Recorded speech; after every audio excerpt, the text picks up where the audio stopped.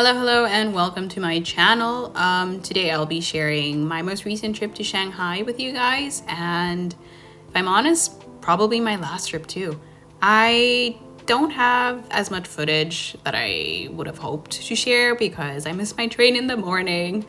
And yeah, basically all I did in the evening was go to this German themed restaurant, and they were having like a Christmas market there, and it was okay, but I didn't really enjoy myself because being around all of these people and seeing them with friends and family just made me feel like super lonely, but I still decided that I wanted to make the best of the trip.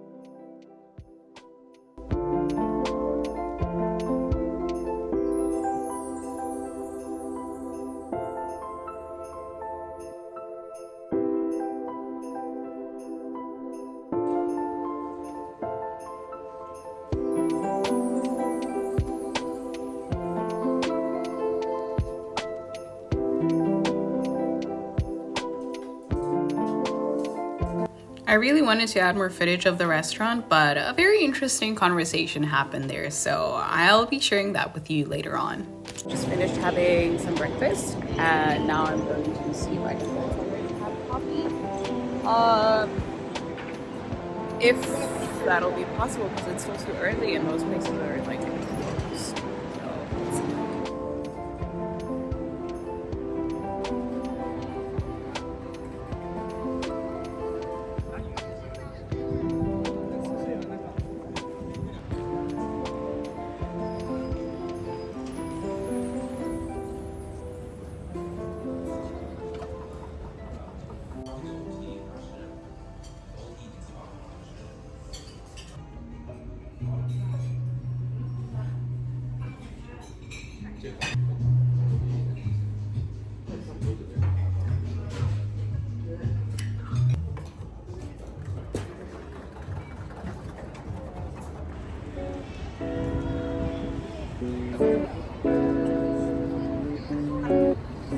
Now I'm heading to the subway and I'm gonna go check out the Pudong Art Museum. The Louvre is apparently having an exhibition. I'm not sure which countries the art is from again. I know they're countries from the Middle East, so I'm gonna go check that out now.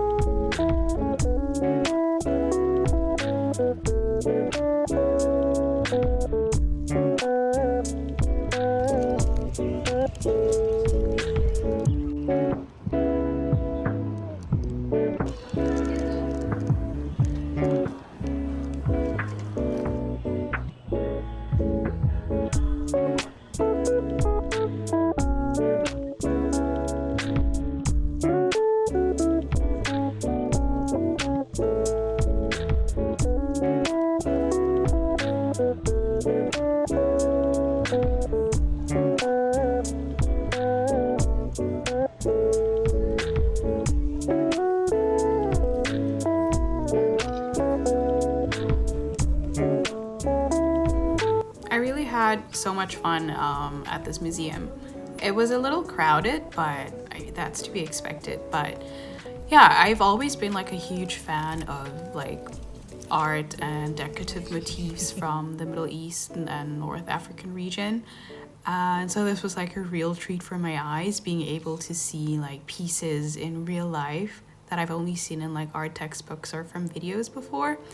And yeah, they were all so beautiful, and I couldn't help but think how hundreds of years ago these were owned by maybe princesses or princes, and just the amount of work that had gone into it was just really like so inspiring, and I hope to incorporate like more of these elements into my own personal work moving forward.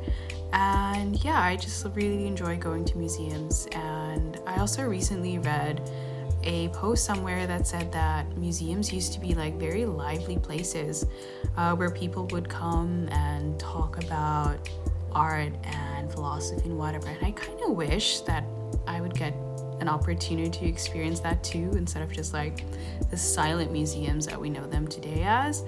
So yeah, those are my thoughts. And I actually also really want to work in a museum. Like, if that could be made possible, that would be like my dream job, honestly. Well, one of my 100 dream jobs. And yeah, see you guys on the other side.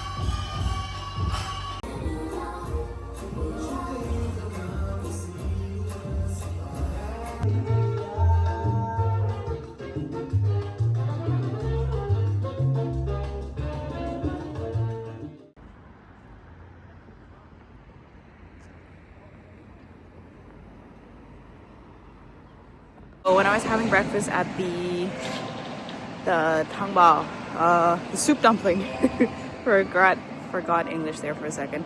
The soup dumpling restaurant.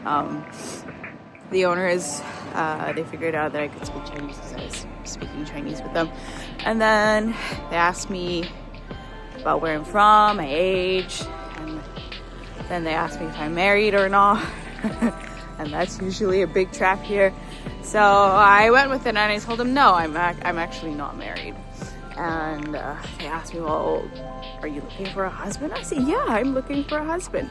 Would you like to settle here in China? Yeah, absolutely. I don't. But I just wanted to see how the interaction would play out. So I kept talking to them. And then at some point, they brought up the fact that they have a son. And they asked my age, and I said I'm 29, but they didn't hear me properly, so they thought I said I was 20, which I'm not sure how, but anyway, so I thought I was 20 years old, and they're like, oh, we have a son. Then they asked me what year I was born in, and I said 1996, and they were like, 1996? I said 1996, yeah.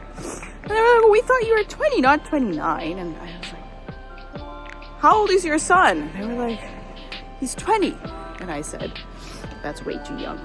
And then they asked me what are my requirements for like a husband as well. As long as he can buy me a house and a car, I'm good. And then they were like, oh, well, our son has a cousin. He doesn't have money, but his mother has money. And then they asked me, does he need to be handsome? I said, no, it's okay. As long as he has money, it's fine. It's not fine. But, yeah, and then they showed me a picture of him. Yeah, they kept on going back and forth, and then they legit called. They called his mother, the cousin's mother, and they were like, hey, do you want a wife for your son? She has a good height, she's educated, and she has a good body. He literally said that, so that was very funny. Normally shit like that would piss me off, but I think today I was just like, you know what, fuck it, I'm too old to care. So yeah, and then they asked me, do you want to exchange WeChat? And I was like, no, I'm good. So yeah, that was like a funny little exchange that I had today.